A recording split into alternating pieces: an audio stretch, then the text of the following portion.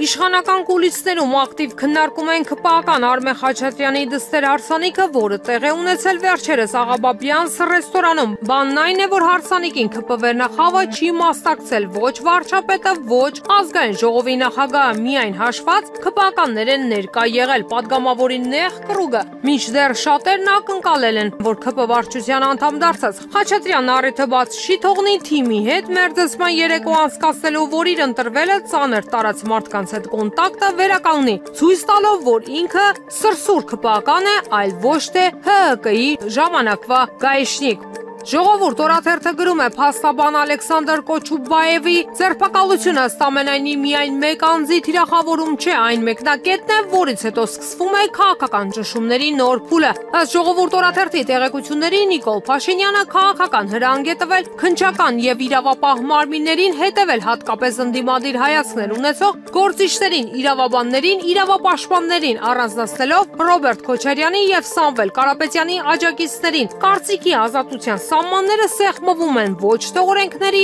այլ հրահանգների շրջանակում։ Եվ ինչպես պարզ է դառնում, առաջիկա մենք ականատես կլինենք դրա նոր դրսևորումներին։ Կձերբակալվեն ոչ միայն ընդդիմադիր գործիչները, այլև իրավապահ համակարգին քննադատողները։ Սա ոչ այլ ինչ է, քան կարծիքի ազատության քրեականացում։ Կոչուբաևի գործը փաստորեն դառնում են նախազգուշացում բոլոր նրանց, ովքեր դեռ համարձակվում են բարձրաձայնել իրենց դժգոհությունը։ Ժողովուրդ օրաթերթը գրում է, օրաթերթին իշխանական շրջանակներից փոխանցվել է տեղեկություն, ըստ որի Նիկոլ Փաշինյանը նպատակ է դրել ամենայն հայոց կաթողիկոսի գահակալության օրը հոկտեմբերի 27-ին նրան գահանկեց անել։ Նիկոլ Փաշինյանն ու թիմակիցները հայ առաքելական Սուրբ եկեղեցու նկատմամբ ռեպրեսիաները մատուցում են իբրև եկեղեցու վերափոխման անհրաժեշտություն ու նպատակ են դրել մինչև հոկտեմբերի 27-ը վճռական քայլեր ձեռնարկել եկեղեցու ներքին կառավարման ուղղությամբ։ Հիշեցնենք, հենց 1999 թվականի հոկտեմբերի 27-ին է ամենայն հայոց կաթողիկոսը գահակալել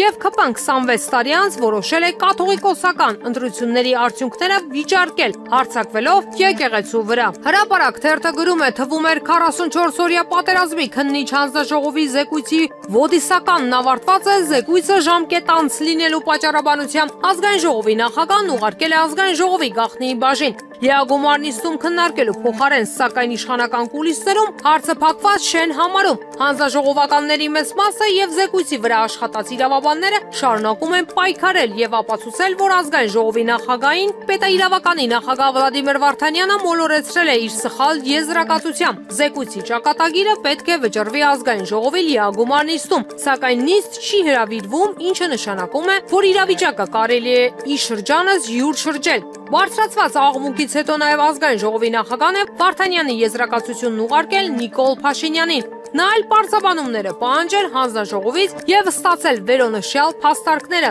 Հանձնաժողովում սպասում են Փաշինյանի արձագանքին, հույսով, որ ի վերջո հաշվի կառնվեն իրենց հիմնավորումները եւ այդքան քննարկող զեկույցը կդրվի քննարկման, հերքելով նաեւ այն կասկածները, թե քաղաքական որոշում է կայացվել այն լայն քննարկման չդնելու։ Իրավունք թերթը գրում է, նախորդային բերման ենթարկված քահանաներին ոստիկանական բաժիններում փորձել են ըստ որոշ տարածված լուրերի, այսպես ասած, վերբով կանել։ Մասնավորապես փորձել են համոզել, որ Տեր Արամի նման նույնաբովանդակ ցուսմուկներ տան, ասելով, թե եպիսկոպոսները փող ունեն, դուրս կգան, իսկ դուք կփտեք բանտերում։ Բայց հոգևորականները անկոտրում են մնացել, ինչին ի պատասխան ասել են, թե դուք գիտեք։ Ժողովուրդ օրաթերթը գրում է, հերթական անգամ Հայաստանի Հանրապետության քննչական կոմիտեն հակակոռուպցիոն դատարանում հայտնվեց փաստի առջև, մասնավորապես գործարար Սամվել Կարապետյանին առաջադրված նոր մեղադրանքը դատավոր Վահե Դոլմազյանը հիմնավոր չհամարեց եւ բարերար Սամվել Կարապետյանը մնաց կալանքի տակ միայն կոչ հնչեցնելու դրվագի համար։ Դատավոր Վահե Դոլմազյանը անդրադառնալով նախաքննական մարմնի նոր մեղադրանքին այն հիմնավոր չի համարել։ Սա առաջին դեպքը չէ, որ նախաքննական մարմինն ամեն գնով ցանկանում է ծանրացնել Սամվել Կարապետյանի մեղադրանքը, սակայն փորձերն անցնում են ապարդյուն։ Դեռևս 2 ամիս առաջ Կարապետյանի պաշտպանը հայտնել էր, որ գործարարին առաջադրված մեղադրանքների փունջը, փողերի լվացումը, հարկեր ու տուրքեր չվճարելը եւ դրանց կազմակերպումը դատական նիստերի ընթացքում չհաղթարեցին հիմնավոր կասկածի շեմը։ Դատավոր Տիգրան Դավթյանը Սամվել Կարապետյանի նկատմամբ թալանի եւ փողերի լվացման մեղադրանքները հանել էր գործից, թողնելով միայն նրա